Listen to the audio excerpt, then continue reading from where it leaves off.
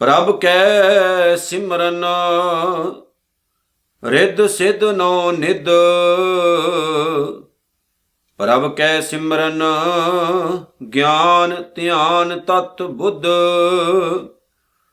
प्रभ कै सिमरन जप तप पूजा। प्रभ कै सिमरन बिनसै दूजा। प्रभ कै सिमरन तीर्थ इशनानी। प्रभ कै सिमरन दरगा मानी। प्रभ कै सिमरन होए सो भला। प्रभ कै सिमरन सुफल फला। से सिमरे जिन आप सिमराए। नानक तां कै लागों पाए। से सिमरे जिन आप सिमराए।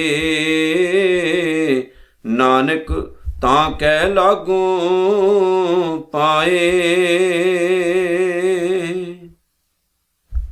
जुगो जुग अटल धन श्री गुरु ग्रंथ साहिब जी महाराज सच्चे पातशाह।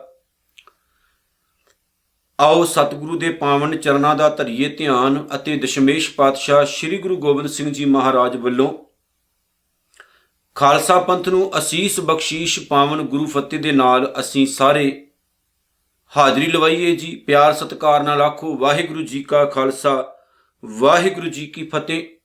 ਧੰਨ ਧੰਨ ਸਤਿਗੁਰੂ ਸ੍ਰੀ ਗੁਰੂ ਅਰਜਨ ਸਾਹਿਬ ਜੀ ਮਹਾਰਾਜ ਸੱਚੇ ਪਾਤਸ਼ਾਹ ਸ਼ਹੀਦਾਂ ਦੇ ਸਰਤਾਜ ਮੇਰੇ ਮਾਲਕ ਜੀ ਦੀ ਪਵਿੱਤਰ ਪਾਵਨ ਬਾਣੀ ਸੁਖਮਨੀ ਸਾਹਿਬ ਜੀ ਦੀ ਵਿਚਾਰ ਦੇ ਨਾਲ ਅਸੀਂ ਦੁਬਾਰਾ ਜੁੜਨ ਦੇ ਲਈ ਤਿਆਰ ਹਾਂ।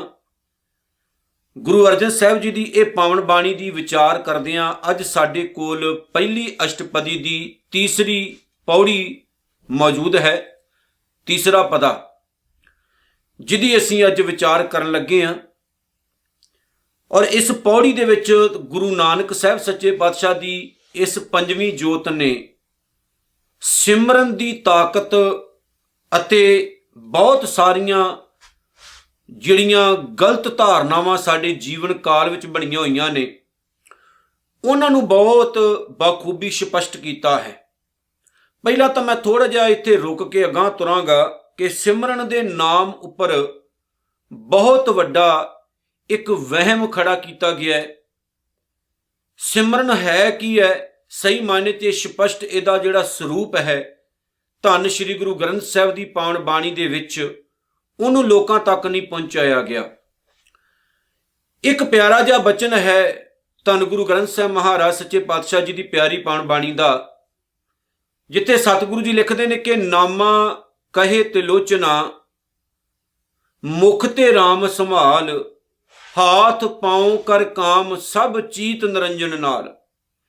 ਅਸਲ ਦੇ ਵਿੱਚ ਪਰਮਾਤਮਾ ਦੇ ਸਿਮਰਨ ਦਾ ਸੰਬੰਧ ਚਿੱਤ ਨਾਲ ਹੈ, ਕਿਉਂਕਿ ਉੱਥੇ ਜਿਹੜਾ ਵਹਿਮ ਸੀ ਨਾ, ਇਦਾਂ ਲੱਗਦਾ ਸੀ ਕਿ ਜਿਵੇਂ ਕੋਈ ਇਨਸਾਨ ਦੁਨੀਆਦਾਰੀ ਦੇ ਸਾਰੇ ਕੰਮ ਧੰਦੇ ਛੱਡ ਕੇ ਤੇ ਜਦੋਂ ਹੱਥ 'ਚ ਮਾਲਾ ਪਕੜ ਲੈਂਦਾ ਹੈ ਜਾਂ ਪਰਿਵਾਰ ਨੂੰ ਛੱਡ ਕੇ ਜੰਗਲ ਬੀਆਂ ਬਾਨਾਂ 'ਚ ਚਲਾ ਜਾਂਦਾ ਹੈ ਤੇ ਸਹੀ ਮਾਇਨੇ ਦੇ ਵਿੱਚ ਉਹ ਇਨਸਾਨ ਰੱਬੀ ਰੂਪ ਦਾ ਮਾਲਕ ਬਣ ਜਾਂਦਾ ਹੈ। ਪਰ ਗੁਰੂ ਨਾਨਕ ਸਾਹਿਬ ਸੱਚੇ ਪਾਤਸ਼ਾਹ ਜੀ ਨੇ ਇਸ ਗੱਲ ਨੂੰ ਬਿਲਕੁਲ ਹੀ ਤਲਾਂਜਲੀ ਦਿੱਤੀ ਹੈ, ਮੰਨਿਆ ਨਹੀਂ ਹੈ। ਸਤਿਗੁਰੂ ਨੇ ਕਿਹਾ ਹੈ ਵੀ ਆਪਣੀ ਕਿਰਤ ਵਿਰਤ ਕਰ ਤੇ ਇਹਦੇ ਵਿੱਚ ਹੀ ਪਰਮਾਤਮਾ ਨੂੰ ਯਾਦ ਰੱਖ। ਰੱਬ ਦਾ ਸਿਮਰਨ ਹੀ ਸਹੀ ਮਾਇਨੇ 'ਚ ਰੱਬ ਨੂੰ ਯਾਦ ਰੱਖਣਾ ਹੈ, ਹਰ ਵਕਤ ਉਹਦੀ ਯਾਦ ਵਿੱਚ ਖੁੱਭੇ ਰਹਿਣਾ ਹੈ। ਜਦੋਂ ਸਤਿਗੁਰੂ ਜੀ ਇਹ ਸ਼ਬਦ ਲਿਖਦੇ ਨੇ ਤੇ ਮੇਰੇ ਮਾਈਂਡ ਦੇ ਵਿੱਚ ਇੱਕ ਗੱਲ ਆ ਜਾਂਦੀ ਹੈ ਕਿ ਗੁਰੂ ਨਾਨਕ ਸਾਹਿਬ ਜੀ ਤਾਂ ਆਪ ਪੂਰੀ ਜ਼ਿੰਦਗੀ ਕਿਰਤਕਾਰ ਕਰਦੇ ਰਹੇ ਨੇ, ਇਹੀ ਉਪਦੇਸ਼ ਦਿੱਤਾ ਹੈ। ਕਿੰਨੀ ਵੇਖੋ ਸਟਰਗਲ ਗੁਰੂ ਨਾਨਕ ਸਾਹਿਬ ਨੇ ਆਪਣੇ ਜੀਵਨ ਦੇ ਵਿੱਚ ਕੀਤੀ ਹੈ। ਉਹਨਾਂ ਦੇ ਕੋਲ ਕਿੱਥੇ ਇੰਨਾ ਟਾਈਮ ਸੀ ਕਿ ਚੌਂਕੜਾ ਮਾਰ ਕੇ ਤੇ ਹੱਥ ਵਿੱਚ ਮਾਲਾ ਪਕੜ ਕੇ ਤੇ ਸਪੈਸ਼ਲ ਭੋਰਾ ਕੱਢ ਕੇ ਤੇ ਨਾਮ ਜਪਦੇ। ਉਹਨਾਂ ਨੇ ਤਾਂ ਸਪੈਸ਼ਲ ਤੌਰ ਤੇ ਭੋਰਿਆਂ ਵਿੱਚ ਵੜੇ ਹੋਏ ਲੋਕਾਂ ਨੂੰ ਬਾਹਰ ਕੱਢਿਆ ਤੇ ਉਹਨਾਂ ਨੇ ਕਿਹਾ ਵੀ ਰੱਬ ਦਾ ਸਿਮਰਨ ਕਰਨਾ ਹੈ ਤੇ ਰੱਬ ਨੂੰ ਹਰ ਵਕਤ ਯਾਦ ਰੱਖੋ। ਹਰ ਸ਼ੈ ਵਿੱਚੋਂ, ਹਰ ਚੀਜ਼ ਵਿੱਚੋਂ ਕਰਤਾਰ ਨੂੰ ਦੇਖੋ, ਨਿਰੰਕਾਰ ਨੂੰ ਦੇਖੋ। ਜਦੋਂ ਹਰ ਇੱਕ ਚੀਜ਼ ਵਿੱਚੋਂ ਤੁਸੀਂ ਉਸ ਮਾਲਕ ਨੂੰ ਦੇਖੋਗੇ ਤੇ ਸਮਝ ਲਓ ਤੁਹਾਡਾ ਸਿਮਰਨ ਹੋ ਗਿਆ, ਤੁਸੀਂ ਪਰਮਾਤਮਾ ਦੇ ਘਰ ਦੇ ਵਿੱਚ ਕਬੂਲ ਚੜ੍ਹ ਗਏ।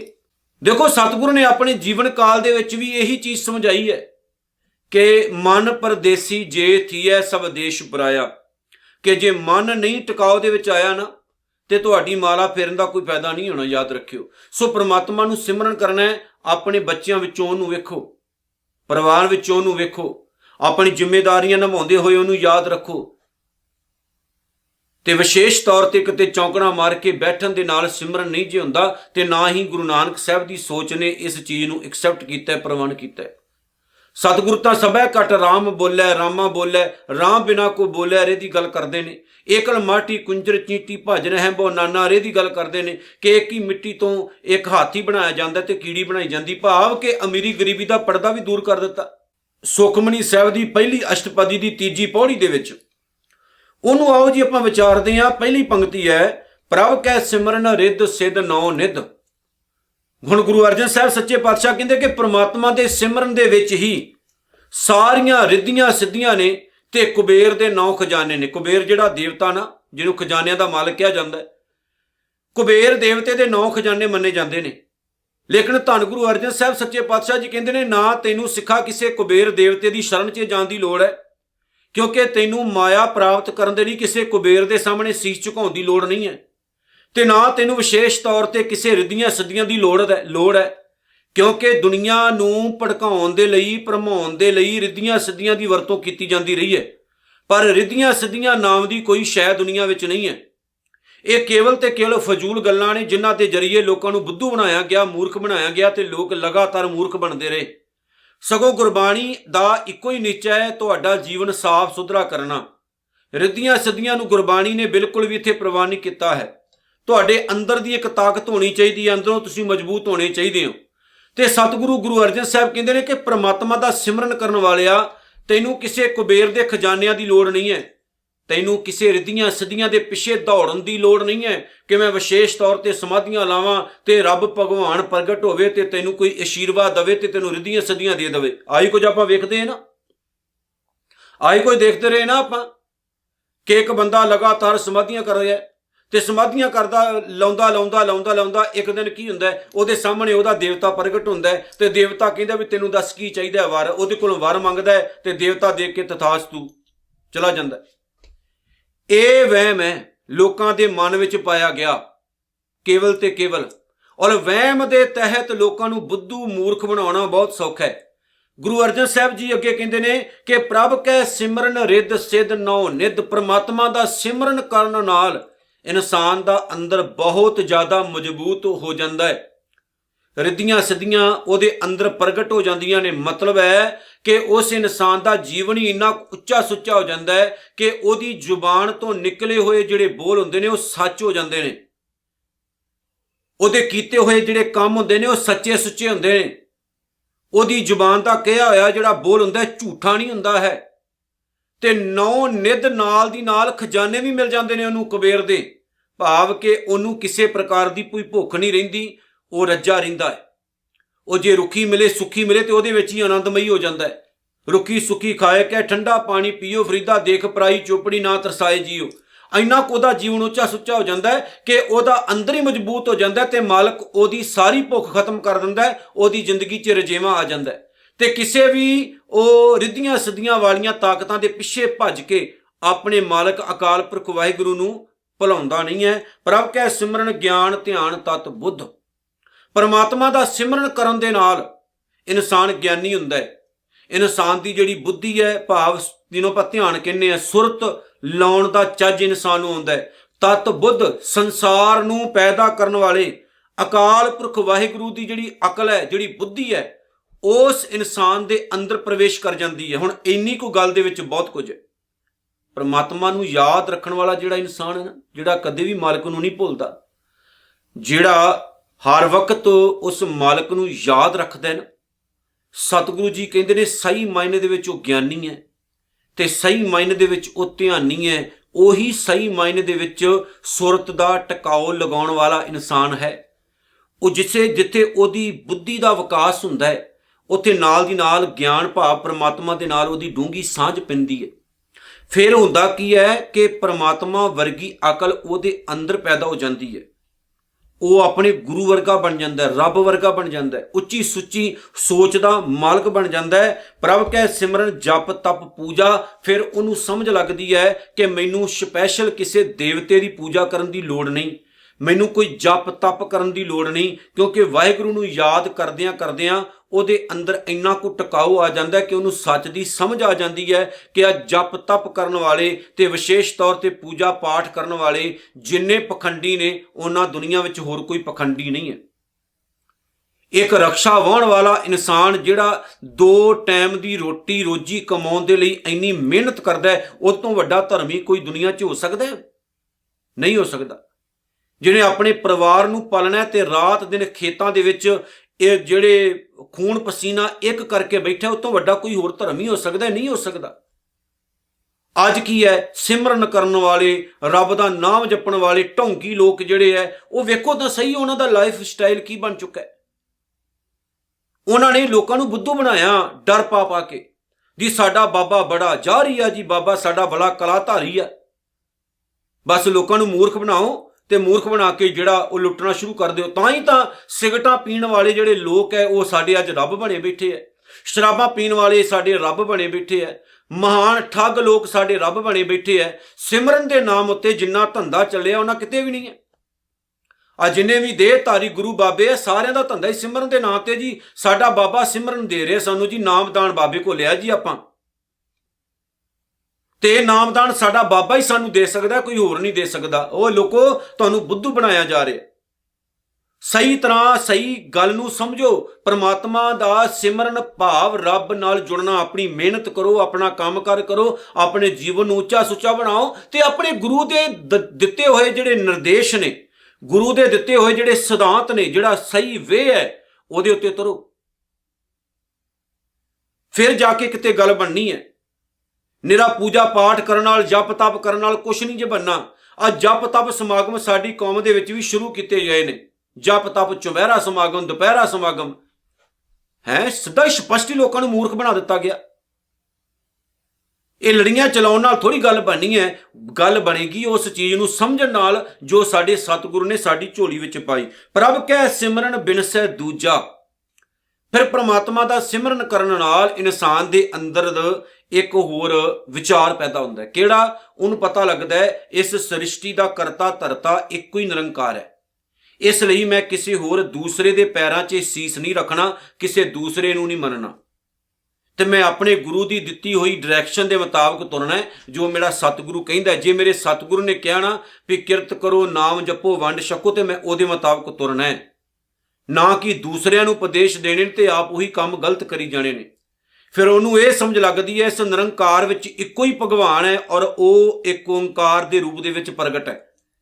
ਉਸ ਭਗਵਾਨ ਤੋਂ ਇਲਾਵਾ ਹੋਰ ਕਿਸੇ ਬੰਦੇ ਦੇ ਸਾਹਮਣੇ ਜੇ ਭਗਵਾਨ ਸ਼ਬਦ ਜੁੜਿਆ ਤੇ ਮੈਂ ਨਹੀਂ ਮੰਨਣਾ। ਅੱਜ ਭਗਵਾਨ ਅਖਾਉਣ ਵਾਲੇ ਬਲਾਤਕਾਰਾਂ ਦੇ ਕੇਸ ਅੰਦਰ ਜੇਲ੍ਹਾਂ ਵਿੱਚ ਨੇ, ਲੋਕ ਉਹਨਾਂ ਨੂੰ ਵੀ ਭਗਵਾਨ ਕਹਿੰਦੇ ਹੁੰਦੇ ਸੀ, ਤੇ ਭਗਵਾਨ ਅਖਵਾਉਣ ਵਾਲੇ ਅੱਜ ਫਰੀਜ ਹੋਏ ਨੇ ਫਰਿੱਜਾਂ ਦੇ ਵਿੱਚ। ਆਸ਼ੂਤੋਸ਼ ਵਰਗੇ, ਨੂਰ ਮਹਿਲੀਏ ਸਾਧ ਵਰਗੇ, ਇਹ ਰੱਬ ਅਖਵਾਉਣ ਵਾਲੇ ਨੇ। ਤੇ ਰੱਬ ਅਖਵਾਉਣ ਵਾਲੇ ਲੋਕ ਕੈਂਸਰ ਵਰਗੀਆਂ, ਏਡਜ਼ ਵਰਗੀਆਂ ਬਿਮਾਰੀਆਂ ਨਾਲ ਮਰਦੇ ਹੋਏ ਵੇਖੇ ਨੇ, ਕਿਉਂਕਿ ਲੋਕਾਂ ਨੇ ਉਹਨਾਂ ਨੂੰ ਰੱਬ ਬਣਾ ਲਿਆ। ਫਿਰ ਉਹਨਾਂ ਲੋਕਾਂ ਦੇ ਸਾਹਮਣੇ ਆਪਣੀਆਂ ਇੱਜ਼ਤਾਂ ਤੱਕ ਵੀ ਲੋਕਾਂ ਨੇ ਵੇਚ ਦਿੱਤੀਆਂ, ਤੇ ਉਹ ਗੰਦਗੀ ਦੇ ਢੇਰ ਬਣ ਕੇ ਮਰਦੇ ਰਹੇ। ਪਰਮਾਤਮਾ ਕੇਵਲ ਇੱਕ ਹੈ, ਉਹ ਤੋਂ ਇਲਾਵਾ ਹੋਰ ਕੋਈ ਨਹੀਂ ਹੈ। ਹਰ ਇਨਸਾਨ ਨੂੰ ਰੱਬ ਨਾ ਸਮਝਿਆ ਕਰੋ, ਰੱਬ ਸਾਰਿਆਂ ਵਿੱਚ ਮੌਜੂਦ ਹੈ। ਪਰ ਜਿਹੜਾ ਕੋਈ ਬੰਦਾ ਤੁਹਾਨੂੰ ਕਵੇ ਵੀ ਮੈਂ ਹੀ ਤੁਹਾਡਾ ਭਗਵਾਨ ਆ, ਮੈਂ ਹੀ ਤੁਹਾਡਾ ਰੱਬ ਆ, ਉਹ ਤੋਂ ਵੱਡਾ ਹੋਰ ਕੋਈ ਪਖੰਡੀ ਨਹੀਂ ਜੀ ਹੋ ਸਕਦਾ। ਪ੍ਰਭ ਕੈ ਸਿਮਰਨ ਤੀਰਥ ਇਸ਼ਨਾਨੀ। ਹੁਣ ਤੀਰਥਾਂ ਦੇ ਇਸ਼ਨਾਨ ਕਰਨ ਦਾ ਵੀ ਲਾਭ ਨਹੀਂ।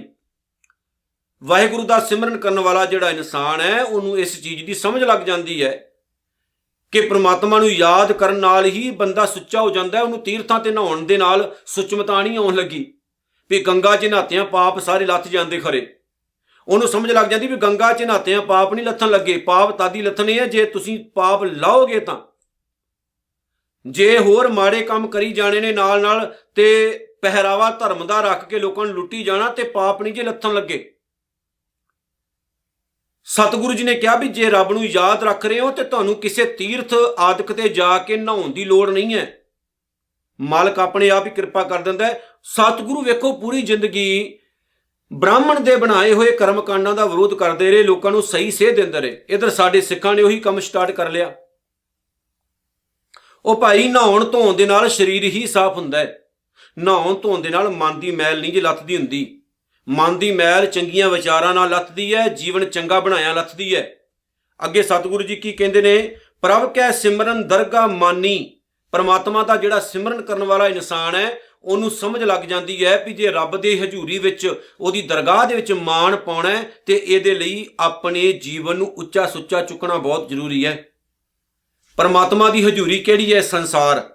ਕਿਉਂਕਿ ਰੱਬ ਪਰਮਾਤਮਾ ਕਿਤੇ ਸਪੈਸ਼ਲ ਤੌਰ ਤੇ ਆਪਣੀ ਸਮਾਧੀ ਲਗਾ ਕੇ ਨਹੀਂ ਬੈਠਾ ਹੋਇਆ, ਇਹ ਯਾਦ ਰੱਖਿਓ।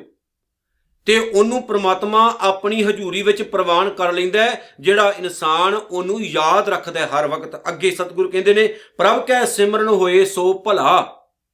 ਜਿਹੜਾ ਪਰਮਾਤਮਾ ਦਾ ਸਿਮਰਨ ਕਰਨ ਵਾਲਾ ਹੈ ਨਾ, ਉਹਨੂੰ ਇਸ ਚੀਜ਼ ਦੀ ਵੀ ਸਮਝ ਲੱਗ ਜਾਂਦੀ ਹੈ ਵੀ ਸੰਸਾਰ ਵਿੱਚ ਜੋ ਕੁਝ ਹੋ ਰਿਹਾ ਭਲਾ ਹੀ ਹੋ ਰਿਹਾ, ਚੰਗਾ ਹੀ ਹੋ ਰਿਹਾ। ਫਿਰ ਉਹ ਸ਼ਿਕਵੇ ਨਹੀਂ ਕਰਦਾ, ਮਿਹਣੇ ਨਹੀਂ ਮਾਰਦਾ, ਤਾਨੇ ਨਹੀਂ ਮਾਰਦਾ, ਹਾਏ ਰੱਬਾ ਆਹ ਕੀ ਹੋ ਗਿਆ, ਹਾਏ ਰੱਬਾ ਆਹ ਕੀ ਹੋ ਗਿਆ। ਉਹ ਪਰਮਾਤਮਾ ਦੇ ਭਾਣੇ ਵਿੱਚ ਖੁਸ਼ ਰਹਿੰਦਾ ਹੈ। ਇੱਕ ਚੀਜ਼ ਮੈਂ ਤੁਹਾਡੇ ਸਾਹਮਣੇ ਰੱਖ ਦੇਵਾਂ, ਇੱਕ ਚੀਜ਼ ਮੈਂ ਤੁਹਾਡੇ ਨਾਲ ਸਾਂਝੀ ਕਰ ਦੇਵਾਂ। ਸਾਡੇ ਇਤਿਹਾਸ ਵਿੱਚ ਬਹੁਤ ਸਾਰੇ ਰਲੇ ਗੱਡੇ ਪਾਏ ਗਏ ਨੇ। ਜਨਮ ਅਤੇ ਮੌਤ ਮਾਲਕ ਨੇ ਇੱਕ ਵਿਧੀ ਤਿਆਰ ਕੀਤੀ ਹੈ ਇਸ ਸੰਸਾਰ ਨੂੰ ਚਲਾਉਣ ਦੀ। ਜਿਹੜਾ ਇਨਸਾਨ ਪੈਦਾ ਹੁੰਦਾ ਹੈ ਉਸ ਇਨਸਾਨ ਨੇ ਮਰਨਾ ਹੈ, ਇਹ ਸੱਚ ਹੈ। ਸਾਡੇ ਇਤਿਹਾਸ ਵਿੱਚ ਬਹੁਤ ਸਾਰੇ ਐਸੇ ਰਲੇ ਗੱਡੇ ਪਾਏ ਗਏ ਨੇ ਕਿ ਇੱਕ ਬ੍ਰਾਹਮਣ ਦਾ ਮੁੰਡਾ ਮਰ ਗਿਆ ਤੇ ਕੁਝ ਲੋਕਾਂ ਨੇ ਇਕੱਠੇ ਹੋ ਕੇ ਉਸ ਬ੍ਰਾਹਮਣ ਨੂੰ ਕਿਹਾ ਵੀ ਗੁਰੂ ਅਮਰਦਾਸ ਸਾਹਿਬ ਦੇ ਕੋਲ ਲੈ ਕੇ ਜਾ, ਤੇਰਾ ਮੁੰਡਾ ਜਿਉਂਦਾ ਹੋ ਜਾਏਗਾ। ਗੁਰੂ ਅਮਰਦਾਸ ਸਾਹਿਬ ਦੇ ਪਾਵਨ ਚਰਨਾਂ ਵਿੱਚ ਲੈ ਕੇ ਗਏ। ਹੋਇਆ ਕਿ ਸਤਿਗੁਰੂ ਗੁਰੂ ਅਮਰਦਾਸ ਸਾਹਿਬ ਨੇ ਕਿਹਾ ਵੀ ਇਦਾਂ ਨਹੀਂ ਹੋ ਸਕਦਾ, ਗੱਲ ਨਹੀਂ ਬਣਨੀ, ਵੀ ਕਿਉਂਕਿ ਇਹਦੀ ਤਾਂ ਆਤਮਾ ਉੱਡ ਚੁੱਕੀ ਹੈ, ਹੁਣ ਇਹਦੇ ਲਈ ਕਿਸੇ ਹੋਰ ਨੂੰ ਮਰਨਾ ਪਏਗਾ, ਫਿਰ ਤੇਰਾ ਮੁੰਡਾ ਜਿਉਂਦਾ ਹੋਣਾ ਹੈ। ਤੇ ਇੱਕ ਸਿੱਖ ਜਿਹੜਾ ਉਹ ਚਾਦਰ ਲਈ ਉਹਨੇ ਲੰਮੇ ਪੈ ਗਿਆ, ਆਪਣੇ ਸਵਾਸ ਉਹਨੇ ਤਿਆਗ ਦਿੱਤੇ। ਉਧਰ ਬ੍ਰਾਹਮਣ ਦਾ ਮੁੰਡਾ ਜਿਉਂਦਾ ਹੋ ਗਿਆ ਤੇ ਉਧਰ ਸਿੱਖ ਜਿਹੜਾ ਮਰ ਗਿਆ। ਮੂਰਖਤਾ ਨਾਲ ਭਰੀਆਂ ਹੋਈਆਂ ਗੱਲਾਂ, ਮੂਰਖਤਾ ਨਾਲ ਭਰੀਆਂ ਹੋਈਆਂ ਗੱਲਾਂ ਸਾਡੇ ਇਤਿਹਾਸ ਵਿੱਚ ਦਰਜ ਕਰ ਦਿੱਤੀਆਂ ਗਈਆਂ। ਜਿਹੜਾ ਸਤਿਗੁਰੂ ਆਪ ਖੁਦ ਲਿਖ ਰਿਹਾ ਹੋਵੇ ਕਿ ਸਭਨਾ ਮਰਨਾ ਆਇਆ ਵਿਛੋੜਾ ਸਭਨਾ, ਪੁੱਛੋ ਜਾਏ ਸਿਆਣਿਆਂ ਅੱਗੇ ਮਿਲਣ ਕਿਨਾ। ਜਿਹੜਾ ਸਤਿਗੁਰੂ ਕਹਿ ਰਿਹਾ ਹੋਵੇ ਜੋ ਜਨਮੈ ਤਿਸ ਸਰ ਪਰ ਮਰਨਾ ਕਿਰਤ ਪਿਆ ਸਿਰਸਾਏ, ਉਸੇ ਸਤਿਗੁਰੂ ਨੂੰ ਅਸੀਂ ਕਹਿ ਰਹੇ ਹਾਂ ਤੂੰ ਰੱਬ ਦਾ ਸ਼ਰੀਕ ਹੈ ਤੇ ਕੋਈ ਜੰਮਦਾ ਮਰਦਾ ਇਹ ਤੇਰੇ ਵੱਸ ਹੈ। ਕੋਈ ਮਰ ਰਿਹਾ ਤੇ ਗੁਰੂ ਕੋਲ ਲੈ ਜਾਓ ਚੱਕ ਕੇ ਵੀ ਸਤਿਗੁਰੂ ਇਹਨੂੰ ਜਿਉਂਦਿਆ ਕਰੋ ਜੀ। ਹੁਣ ਇਦਾਂ ਨਹੀਂ ਜੀ ਹੁੰਦਾ, ਯਾਦ ਰੱਖਿਓ। ਇਹ ਕੇਵਲ ਮੂਰਖਤਾ ਨਾਲ ਭਰੀਆਂ ਹੋਈਆਂ ਗੱਲਾਂ ਜਿਹੜੀਆਂ ਵਾੜ ਦਿੱਤੀਆਂ ਗਈਆਂ। ਸਤਿਗੁਰੂ ਤਾਂ ਖੁਦ ਇਹ ਗੱਲ ਕਹਿੰਦਾ ਹੈ ਕਿ ਨਹੀਂ, ਸੰਸਾਰ 'ਚ ਉਹਦੇ ਨਿਰੰਕਾਰ ਦੇ ਹੁਕਮ ਨਾਲ ਜੋ ਹੋ ਰਿਹਾ ਭਲਾ ਹੋ ਰਿਹਾ ਹੈ। ਹਾਂ, ਜ਼ੁਲਮ ਅਤੇ ਜ਼ਾਲਮ ਦਾ ਵਿਰੋਧ ਕਰਨਾ ਕੋਈ ਗੁਨਾਹ ਨਹੀਂ, ਪਰ ਨਿਰੰਕਾਰ ਦੇ ਨਿਯਮ ਦੇ ਖਿਲਾਫ ਜਾਣਾ ਇਹ ਗੁਨਾਹ ਹੈ। ਅੱਗੇ ਸਤਿਗੁਰੂ ਕਹਿੰਦੇ ਨੇ, ਪ੍ਰਭ ਕੈ ਸਿਮਰਨ ਸੁਫਲ ਫਲਾ। ਫਿਰ ਉਸ ਇਨਸਾਨ ਦਾ ਜਿਹੜਾ ਮਨੁੱਖਾ ਜਨਮ ਹੈ ਉਹਦਾ ਮਨੋਰਥ ਸਿੱਧ ਹੋ ਜਾਂਦਾ ਹੈ। ਭਾਵ ਕਿ ਫਲ ਜਿਹੜਾ ਹੈ ਨਾ ਸਫਲ ਹੋ ਗਿਆ। ਆ ਮਨੁੱਖਾ ਜਨਮ ਜਿਹੜਾ ਸੁਫਲ ਹੋ ਗਿਆ, ਸਫਲ ਹੋ ਗਿਆ। ਪਰਮਾਤਮਾ ਨੂੰ ਯਾਦ ਕਰਨ ਨਾਲ ਉਹਦਾ ਜੀਵਨ ਸਫਲ ਹੋ ਗਿਆ, ਉਹਨੂੰ ਸੱਚ ਦੀ ਸੂਝ ਹੋ ਗਈ, ਪਰਮਾਤਮਾ ਦੇ ਚਰਨਾਂ 'ਚ ਪ੍ਰਵਾਨ ਚੜ੍ਹ ਗਿਆ। ਸੇ ਸਿਮਰੇ ਜਿਨ ਆਪ ਸਿਮਰਾਏ। ਪਰ ਪਰਮਾਤਮਾ ਨੂੰ ਯਾਦ ਉਹੀ ਕਰਦੇ ਨੇ ਜਿਨ੍ਹਾਂ ਨੂੰ ਉਹ ਆਪ ਪ੍ਰੇਰਨਾ ਦਿੰਦਾ ਹੈ। ਹੁਣ ਇਹ ਜਿਹੜੀ ਨਿਮਰਤਾ ਵਾਲੀ ਗੱਲ ਹੈ, ਭਾਵ ਕਿ ਜੇ ਮੈਂ ਰੱਬ ਨੂੰ ਯਾਦ ਕਰ ਰਿਹਾ, ਮੇਰਾ ਜੀਵਨ ਉੱਚਾ ਸੁੱਚਾ ਹੋ ਗਿਆ, ਤੇ ਮੈਂ ਇਹ ਨਹੀਂ ਕਹਿਣਾ ਵੀ ਮੇਰੇ 'ਚ ਹੀ ਸਭ ਕੁਝ ਹੈ ਤੇ ਮੈਂ ਹੀ ਯਾਦ ਕੀਤਾ ਉਹਨੂੰ ਤੇ ਮੇਰੀ ਮਿਹਨਤ ਹੈ। ਇੱਥੇ ਨਿਮਰਤਾ ਹੈ ਵੀ ਜੇ ਮੈਂ ਮਾਲਕ ਵਰਗਾ ਹੋ ਗਿਆ ਤੇ ਇਹ ਵੀ ਮਾਲਕ ਦੀ ਕਿਰਪਾ ਹੈ। ਜੇ ਮੈਂ ਵਾਹਿਗੁਰੂ ਵਰਗਾ ਹੋ ਗਿਆ ਤੇ ਇਹ ਵੀ ਵਾਹਿਗੁਰੂ ਦੀ ਦਇਆ ਹੈ। ਜੇ ਉਹ ਮੈਨੂੰ ਆਪਣੇ ਵਰਗਾ ਬਣਾਉਣਾ ਹੀ ਨਾ ਚਾਹੁੰਦਾ ਤੇ ਮੈਂ ਕਿੱਥੇ ਬਣਦਾ। ਸੋ ਇਹ ਸਿਮਰਨ ਕਰਨ ਵਾਲਿਆਂ ਦੀ ਨਿਮਰਤਾ ਹੁੰਦੀ ਵੀ ਜੇ ਮੈਂ ਸਿਮਰਨ ਕਰ ਰਿਹਾ, ਭਾਵ ਜੇ ਮੈਂ ਉੱਚਾ ਸੁੱਚਾ ਜੀਵਨ ਜਿਉ ਰਿਹਾ ਤੇ ਇਹ ਮੇਰੇ ਮਾਲਕ ਦੀ ਦਇਆ, ਉਹਨੇ ਹੀ ਮੈਨੂੰ ਪ੍ਰੇਰਨਾ ਦਿੱਤੀ, ਤਾਂ ਹੀ ਮੈਂ ਇਸ ਰਸਤੇ ਉੱਤੇ ਤੁਰਿਆ। ਨਾਨਕ ਤਾਂ ਕਹਿ ਲਾਗੋਂ ਪਾਏ। ਗੁਰੂ ਅਰਜਨ ਸਾਹਿਬ ਕਹਿੰਦੇ, ਮੈਂ ਨਾਨਕ ਇਹੋ ਜਿਹੇ ਰੱਬ ਨਾਲ ਪਿਆਰ ਕਰਨ ਵਾਲੇ ਜਿਹੜੇ ਇਨਸਾਨ ਨੇ ਉਹਨਾਂ ਦੇ ਪੈਰੀਂ ਪੈਣਾ ਚਾਹੁੰਦਾ। ਹੁਣ ਉਹਨਾਂ ਦੀ ਸੰਗਤ ਕਰਨ ਦੀ ਗੱਲ ਹੈ ਇੱਥੇ ਕਿ ਜਿਹੜੇ ਸਤ ਸੰਗੀ ਹੋ ਚੁੱਕੇ ਨੇ, ਭਾਵ ਕਿ ਜਿਨ੍ਹਾਂ ਨੇ ਪ੍ਰਮਾਤਮਾ ਦੇ ਗੁਣਾਂ ਨਾਲ ਸਤਸੰਗ ਕਰ ਲਿਆ ਹੈ, ਹੁਣ ਕਿਤੇ ਮੈਨੂੰ ਉਹਨਾਂ ਦੀ ਸੰਗਤ ਮਿਲ ਜਾਏ, ਮੈਂ ਵੀ ਕਿਤੇ ਉਹਨਾਂ ਦੇ ਨਾਲ ਜੁੜ ਕੇ ਉਹਨਾਂ ਦੇ ਕੋਲ ਬਹਿ ਕੇ ਮਾਲਕ ਦੇ ਗੁਣਾਂ ਨਾਲ ਵਿਚਾਰ ਕਰ ਸਕਾਂ। ਗੁਰੂ ਪਿਆਰਿਓ, ਧੰਨ ਗੁਰੂ ਅਰਜਨ ਸਾਹਿਬ ਦਾ ਕੋਟਾਨ ਕੋਟ ਧੰਨਵਾਦ ਕਰੀਏ ਜਿਨ੍ਹਾਂ ਨੇ ਇੰਨੀ ਵੱਡੀ ਸਾਡੇ ਉੱਤੇ ਕਿਰਪਾ ਕੀਤੀ। ਸਿੱਖਾ ਸਿਮਰਨ ਕਰ, ਰੱਬ ਨੂੰ ਯਾਦ ਰੱਖ, ਉਹਨੂੰ ਕਦੇ ਭੁਲਾਵੀਂ ਨਾ। ਕਿਰਤਕਾਰ ਕਰਦਿਆਂ ਹੋਇਆਂ ਵੀ ਉਹਨੂੰ ਯਾਦ ਰੱਖੀ। ਆਖੀ ਮਾਲਕਾ ਤੇਰਾ ਹੀ ਦਿੱਤਾ ਖਾ ਰਹੇ ਆ, ਤੂੰ ਹੀ ਦਾਤਾ ਹੈ, ਤੂੰ ਹੀ ਪਰਮੇਸ਼ਰ ਹੈ, ਤੇ ਤੈਨੂੰ ਕਿਸੇ ਰਿੱਧੀਆਂ ਸਿੱਧੀਆਂ ਪਿੱਛੇ ਦੌੜਨ ਦੀ ਲੋੜ ਨਹੀਂ ਪੈਣੀ। ਕਿਸੇ ਤੀਰਥਾਂ ਤੇ ਇਸ਼ਨਾਨ ਕਰਨ ਦੀ ਤੈਨੂੰ ਲੋੜ ਨਹੀਂ ਪੈਣੀ। ਕਿਤੇ ਤੈਨੂੰ ਵਿਸ਼ੇਸ਼ ਤੌਰ ਤੇ ਜਪ ਤਪ ਕਰਨ ਦੀ, ਸਮਾਧੀਆਂ ਲਾਉਣ ਦੀ ਲੋੜ ਨਹੀਂ ਪੈਣੀ। ਕਿਤੇ ਤੈਨੂੰ ਭੋਰੇ ਕੱਢ ਕੇ ਹੇਠਾਂ ਬੈਠ ਕੇ ਸਿਮਰਨ ਕਰਨ ਵਾਲੀ ਆਦਤ ਦੀ ਲੋੜ ਨਹੀਂ ਪੈਣੀ। ਤੂੰ ਤਾਂ ਡਾਇਰੈਕਟ ਹੀ ਪ੍ਰਮਾਤਮਾ ਦਾ ਰੂਪ ਬਣ ਜਾਏਗਾ ਜੇਕਰ ਤੂੰ ਆਪਣੇ ਗੁਰੂ ਦੇ ਇਹਨਾਂ ਉਪਦੇਸ਼ਾਂ ਨੂੰ ਫੋਲੋ ਕਰੇਗਾ ਤਾਂ। ਸੋ ਆਓ ਸਤਿਗੁਰੂ ਦੀਆਂ ਗੱਲਾਂ ਮੰਨੀਏ, ਆਪਣੇ ਜੀਵਨ ਵਿੱਚ ਧਾਰਨ ਕਰੀਏ। ਇਤਨੀਆਂ ਬੇਨਤੀਆਂ ਸਵੀਕਾਰ ਕਰਿਓ। ਭੁੱਲ ਚੁੱਕ ਦੀ ਖਿਮਾ। ਵਾਹਿਗੁਰੂ ਜੀ ਕਾ ਖਾਲਸਾ, ਵਾਹਿਗੁਰੂ ਜੀ ਕੀ ਫਤਿਹ।